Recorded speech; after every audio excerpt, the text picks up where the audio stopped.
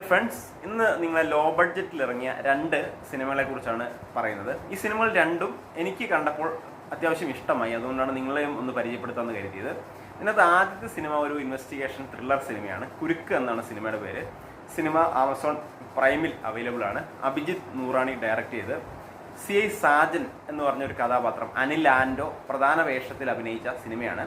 ഈ സിനിമ ധാരാളം പുതുമുഖങ്ങൾ മാത്രം അഭിനയിച്ച ഒരു സിനിമയാണ്. ലോ ബഡ്ജറ്റ് ഫിലിമാണ്. നമുക്ക് ഈ സിനിമ കാണുമ്പോൾ തന്നെ അത് മനസ്സിലാവും. കൊല്ലം തുളസി എന്ന നടൻ മാത്രമാണ് എനിക്ക് ഈ സിനിമ കണ്ടപ്പോൾ ഒരു മുഖപരിചയം തോന്നിയത്.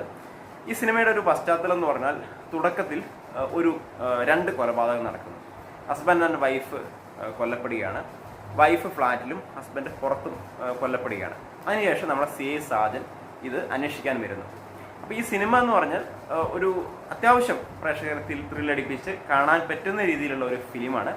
എന്ന് വെച്ചാൽ മേക്കിംഗ് കൊണ്ട് അത്ര ഇപ്പോഴത്തെ സിനിമകളുടെ പോലെ ആ ലെവലിലേക്കൊന്നും വന്നിട്ടില്ല. സംഭാഷണങ്ങളൊക്കെ ചിലപ്പോൾ ചില സ്ഥലങ്ങളിലൊക്കെ നാടകീയമായിട്ട് തന്നെ തോന്നിയിട്ടുണ്ട്. അതിന് കാരണം എന്ന് പറഞ്ഞാൽ ഇതിൻ്റെ ലോ ബഡ്ജറ്റാണ്, ഫിലിമിൻ്റെ ലോ ബഡ്ജറ്റാണ്. അപ്പോൾ ആ രീതിയിൽ നിങ്ങൾക്ക് കാണാൻ കഴിയുമെങ്കിൽ നിങ്ങൾക്ക് ഓക്കെ ഫീലിംഗ് തോന്നുന്ന ഒരു പടമാണ് ഇപ്പോൾ ആമസോൺ പ്രൈമിലുള്ള ഈ ഒരു കുരുക്ക് എന്നുള്ളത്. നിങ്ങളൊന്ന് കണ്ടിരിക്കാൻ ശ്രമിക്കുക. രണ്ടാമത്തെ സിനിമ ബാക്കി വന്നവർ എന്ന സിനിമയാണ്. ഇപ്പോൾ നിങ്ങൾക്ക് യൂട്യൂബിൽ അവൈലബിൾ ആണ്. ഈ സിനിമ എന്ന് പറഞ്ഞാൽ വളരെ വളരെ അതായത് നമ്മൾ തുടങ്ങുമ്പോൾ ആദ്യം ഒരു 1.5 മണിക്കൂറുള്ള സിനിമ, ആദ്യം മുതൽ അവസാനം വരെ ഈ സിനിമയിൽ നമ്മൾ ലയിച്ചിരുന്നു പോകും എന്നാണ് ഈ സിനിമയുടെ ഒരു പ്രത്യേകത. അമൽ പ്രാസി ആണ് ഡയറക്റ്റ് ചെയ്തത്. അദ്ദേഹം തന്നെ എഴുതിയതാണ്. ഇതിനകത്തൊരു ഡെലിവറി ബോയ് ആയിട്ട് എത്തുന്ന സൽമാനുൽ ഫാരിസ് എന്ന് പറഞ്ഞൊരു കഥാപാത്രമുണ്ട്. അദ്ദേഹം എക്സെപ്ഷണൽ ആക്ടിങ് ആയിരുന്നു, ഒന്നും പറയാനില്ല. അപ്പോൾ തുടക്കം ഒരു ഇൻ്റർവ്യൂ ഒക്കെ ആയിട്ടാണ് തുടങ്ങുന്നത്. ജോലി ഇല്ലാത്ത, അതായത് ഈ ഡെലിവറി ബോയ്ക്ക് മാത്രമായിട്ട്, അതായത് അദ്ദേഹം കിട്ടുന്ന തുച്ഛമായ ശമ്പളം കൊണ്ട് ജീവിക്കുന്ന ഒരാൾ. അപ്പം ഇത് സ്റ്റാർട്ടിങ്ങിൽ തന്നെ ഒരു ഇൻ്റർവ്യൂ ആണ് കാണിക്കുന്നത്. അപ്പോൾ ഇംഗ്ലീഷ് അറിയാത്തതിൻ്റെ പ്രശ്നങ്ങളൊക്കെ ഉണ്ട്.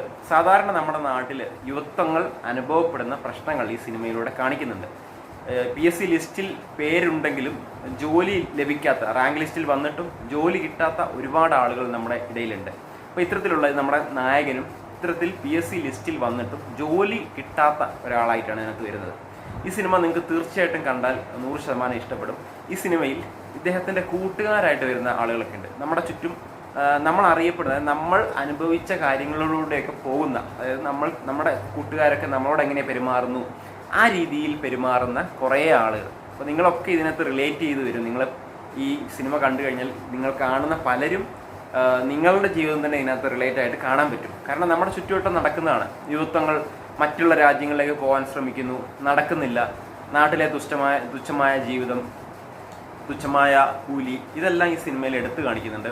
അവസാനം ഈ സിനിമയിൽ വളരെയധികം കരളലിയിപ്പിക്കുന്ന ഒരു രംഗങ്ങളൊക്കെ കൊടുത്തിട്ടുണ്ട്. അപ്പോൾ അദ്ദേഹത്തിൻ്റെ ആ ഫേഷ്യൽ എക്സ്പ്രഷനൊക്കെ വളരെയധികം ഇഷ്ടപ്പെട്ടു. ഒന്നും പറയാനില്ല. നിങ്ങൾ കുരുക്ക് കണ്ടില്ലെങ്കിലും ഈ രണ്ടാമത്തെ സിനിമ തീർച്ചയായിട്ടും യൂട്യൂബിൽ പോയിട്ടൊന്ന് കാണുക. കുറച്ച് പേരെന്താ യൂട്യൂബിൽ കണ്ടിട്ടുള്ളൂ. അതിൻ്റെ ലിങ്ക് ഞാൻ കഴിയുമെങ്കിൽ താഴെ ഡിസ്ക്രിപ്ഷൻ ബോക്സിൽ കൊടുത്തേക്കാം. ഇത്രയേ ഉള്ളൂ. നമ്മുടെ ചാനൽ കഴിയുമെങ്കിൽ ഒന്ന് സപ്പോർട്ട് ചെയ്യുക. Thank you. All the best.